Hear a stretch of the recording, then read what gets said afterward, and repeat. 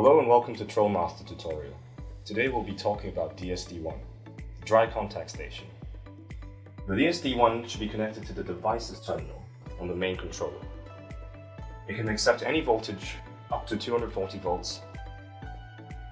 It is a hardwire connection and has 3 wires or terminals: a common, normally closed, and normally open, to connect with separate wires internally through the internal relay inside. If you're using an older version of DSD-1, it comes with a plug-in terminal block like this.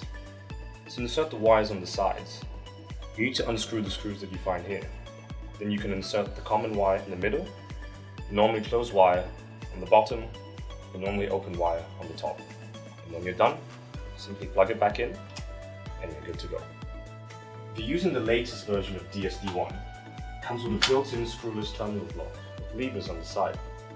To insert the wires through the holes, simply push down on the levers, insert the wires, and once you release the levers, a spring inside will grip the wires and keep them in place.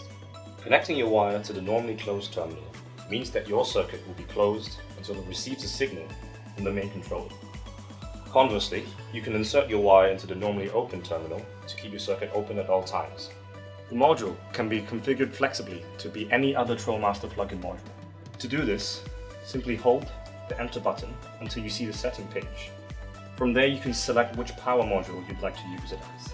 For instance, DST for temperature control, DSH for humidity control, DSC for CO2 control, and DSP for programmable timer. For now, we'll just select DST by hitting the enter button. To address this module to the main controller, what you want to do is press and hold the enter button.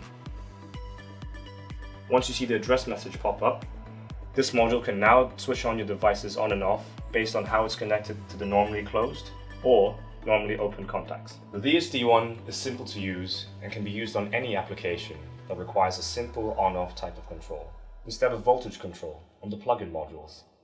That's it for today's short tutorial. Thanks for watching.